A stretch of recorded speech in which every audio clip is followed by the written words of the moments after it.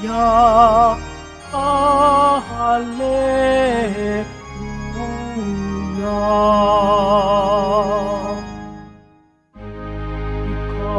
Juan, ay propeta,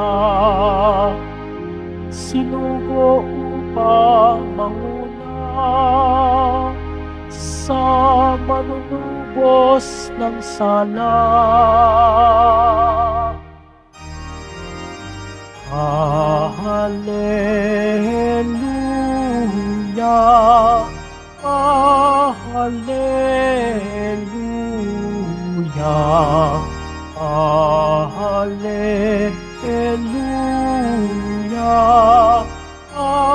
hallelujah.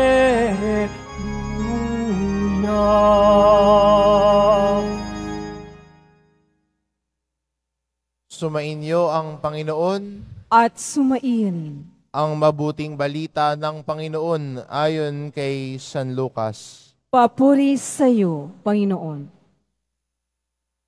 Dumating ang oras ng panganganak ni Elizabeth at nagluwal siya ng isang sanggol na lalaki. Nabalitaan ng kanyang mga kapitbahay at mga kamag-anak na siya'y pinagpala ng Panginoon at nakigalak sila sa kanya. Nang ikawalong araw, dumalo sila sa pagtutuli ng sanggol. Zacarias sana ang ipapangalan sa kanya, gaya ng kanyang ama. Ngunit sinabi ng kanyang ina, hindi, Juan ang ipapangalan sa kanya. Subalit wala isa man sa iyong mga kamag-anak ang may ganyang pangalan, wika nila. Kaya hinudyatan nila ang kanyang ama at itinanong kung ano ang ibig niyang itawag sa sanggol. Humingi siya ng masusulatan at sumulat ng ganito, Juan ang kanyang pangalan. At namangha silang lahat, pagdakay nakapagsalita siya at nagpuri sa Diyos. Natakot ang lahat ng kanilang kapitbahay.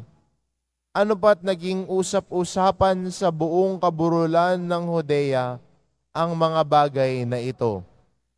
Pinakaisip-isip ito ng lahat ng nakaalam at ang kanilang tanong, magiging ano kaya ang batang ito? Sapagkat maliwanag na sumasa kanya ang Panginoon. Lumaki ang bata at naging malakas ang kanyang espiritu. Siya'y tumira sa ilang hanggang sa araw ng nagpakita siya sa Israel. Ang mabuting balita ng Panginoon. Pinupuri ka namin, Panginoong Jesucristo. Magsiupo muna po ang lahat. Sa araw na to, pinagdiriwang natin ang kapistahan ng kapanganakan ni San Juan Bautista. Sa ating pagdiriwang ng liturhiya sa buong taon, 3 ang pinagdiriwang natin ng kanilang kaarawan. Una ho yung December 25, no? Alam mo naman siguro ng lahat, sino may birthday ng December 25, no? Si Jesus, no? Ang lakas mamasko, pero nalimutan sino may birthday ng December 25, no? December 8, si Mama Mary. At ngayong araw na to, June 24, pinagdiriwang din natin ang kapanganakan ni Juan Bautista. Si Juan Bautista na nanguna sa daraanan ng Panginoon. Kaya ho, mula sa kanyang pagpapahayag ng kanyang kapanganakan, ay nababalot na ito ng kabutihan ng Diyos. Isipin mo, yung mag-asawa, matanda na, at ang tingin ng iba sa kanila, hindi na sila bibiyayaan ng isang anak. Pero dininig ng Diyos ang kanilang panalangin. At ito yung sabi ng anghel kay Zacarias, dininig ng Diyos ang inyong panalangin. Kaya magkakaroon sila ng anak. At maganda rin ho sa atin, no, magandang paalala sa ating pananalangin. Mabilis ba tayo mawalan ng pag-asa? Dahil si Zacarias at si Elizabeth, bagamat para sa mata ng iba, imposible na, pero dahil sila'y patuloy na nananalangin, taos-pusong nananalangin, walang imposible ho sa taong nananalangin, sa totoo lang. Kaya sila'y binayaan na magkaroon ng anak sa kabila ng kanilang katandaan. Para sa taong nananalangin, walang imposible sa kanya dahil ang Diyos ang bahala sa kanya. Hindi ba ang pagkataong nananalangin, inilalagay natin ang ating kinabukasan sa kamay ng Diyos. Inilalagay natin yung pangangailangan natin sa kamay ng Diyos. Siya ang bahala. Sinusuko natin sa Kanya. Ipinalalagay natin sa kamay niya, ipinapasa Diyos natin. Iba gano'n naman pag nananalangin tayo. Ipinapasa Diyos natin yung kailangan natin. Ipinapasa Diyos natin yung nais natin. At tumitingin tayo ng may pag-asa at tiwala sa Diyos na nagmamahal sa atin. Prayer makes things possible. Wala hong imposible sa taong nananalangin.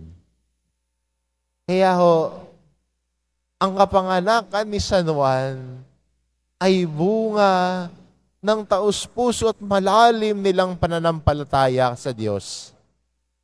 Ang pananampalataya ni Elizabeth at ni Zacarias na naging matatag kahit sa kanilang katandaan.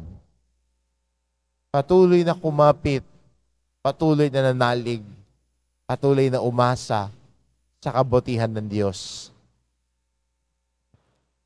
Magandang di mapansin sa ating sa ating ebanghelyo ang halaga ho ng pangalan. At ito ho yung naging usapan nila. Anong ipapangalan sa bata? Ikaw ba, bakit yan ang pangalan mo? Minsan niya ba natanong mo, bakit yan ang pangalan na ibinigay sa iyo ng magulang mo? Sa ating ebanghelyo, muntik na ibang tao na sana magbibigay ng pangalan sa kanya. Gusto sana nila ipapangalan kay Zacarias. Pero sabi ni Elizabeth, hindi, Juan. Kumuha sila ng second opinion. Ayaw nilang maniwala sa nanay. Pumunta sila sa tatay. Kumuha si Zacarias ng masusulatan at nilagay, Juan ang kanyang pangalan. May kahulugan ang pangalang Juan. At si Juan, niyakap ang misyon na ihanda ang daraanan ng Panginoon. Siya bilang dakila sa lahat ng propeta, ahanda ang daraanan ng Panginoon. Maganda rin sa atin bilang Kristiyano na makiisa sa misyon ni Juan Bautista na kung saan tayo pupunta, handa natin ang daraanan ng Panginoon. Bilang Kristiyano, may kanya-kanya tayong misyon. Pero sana ang misyon din natin bilang Kristiyano ay makiisa rin sa misyon ni Juan Bautista na ihanda ang daraanan ng Panginoon. Lalo na sa mga lugar na tila walang puwang para sa Panginoon. Ihanda ang lugar na yan para puntahan ni Jesus. Siguro ito lamang ang magandang baunin sa pagdiriwang ng kapistahan natin ngayon. Sa kapistahan ni Juan Bautista na ating ng patron ng parokyang ito. Bagamat ho, kilala ang simbahan na to sa pamimintuho at tahanan ni Jesus Nazareno, ang parokya ding ito ay nakatalaga kay Juan Bautista, pinsan ni Jesus Nazareno, ang pinakadakila sa lahat ng propeta, sapagkat inihanda niya ang daraanan ng Panginoon.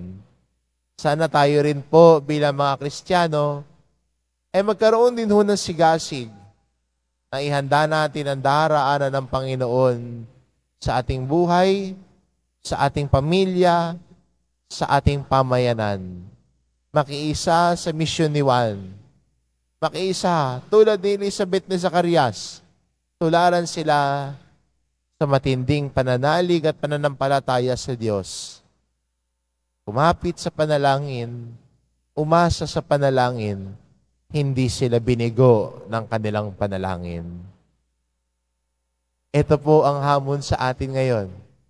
Ito ang imbitasyon sa atin. Tularan si Juan Bautista, ang kanyang misyon at ang pananampalataya ni Zacarias at ni Elizabeth. Amen.